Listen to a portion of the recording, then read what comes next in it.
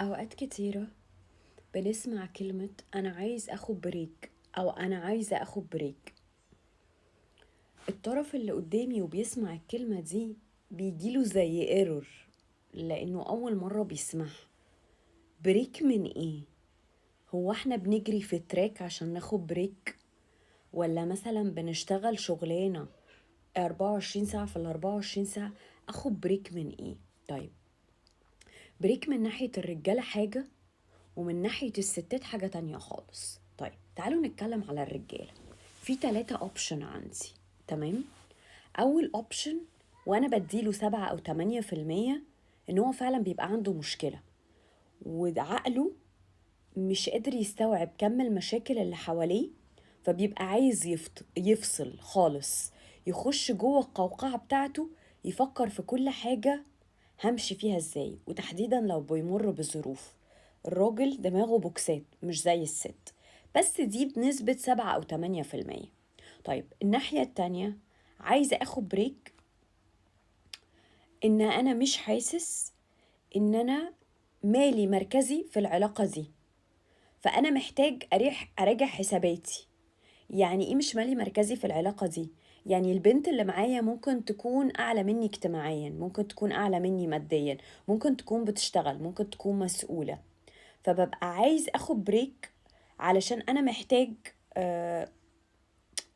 اشوف العلاقة دي اصلا هتنفعني او لا، محتاجة اقعد مع نفسي قاعدة. طيب، تالت اوبشن، وده بنشوفه بعدد كبير جدا، عايز اخد بريك ان هو زي السكينة في الحلاوة في حياته، فاترقى بقى معاه فلوس، بقى شايف نفسه، فشايف ان ممكن يبقى فيه اوبشنز غيرها، فمحتاج ياخد بريك علشان يحس ان هو سنجل. فلما احس ان انا سنجل ايه اللي هيحصل؟ ده 3 اوبشنز بتاعت الرجالة، ومش بدي لأي اوبشن فيهم نسبة اعلى من التانية، حسب حياة كل واحد. طيب، البنات لما بتقول عايزة بريك، هما 2 اوبشن ملهمش تالت. يا اما انت ضاغط عليها قوي ومسيطر عليها قوي، فهي بتلجأ للكذب الكتير، فهي مش متعودة على كده، لانه هي بتحبك ومتمسكة بيك، فهي مش عايزة تمشي من العلاقة، بس في نفس الوقت عايزة تشم نفسها، وعايزة تعمل حاجات هي حابة تعملها من غير ما تكون كدابة. يعني مثلا ما تنزليش تخرجي مع صاحبتك الفلانية، ما تعمليش ده، ما تكلميش ده، ما تلبسيش ده، ما تقعديش مع كذا، ما تعمليش كذا.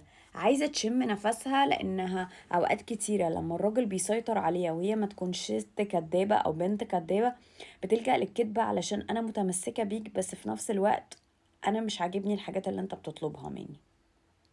فبنسبة كبيرة بتبقى عايزة تشم نفسها.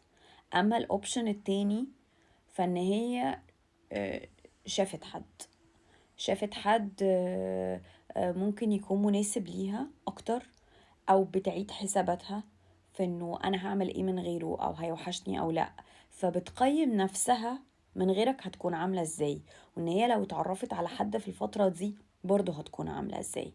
فعلشان نبقى حاطين options، او زي ما بنقول كده ايه كلمة بريك دي، لانه في ناس كتيرة عمرها ما سمعتها قبل كده، وبتلجأ ان هي بيجيلها ايرور كده. فاديك عرفت لو انت راجل او ست.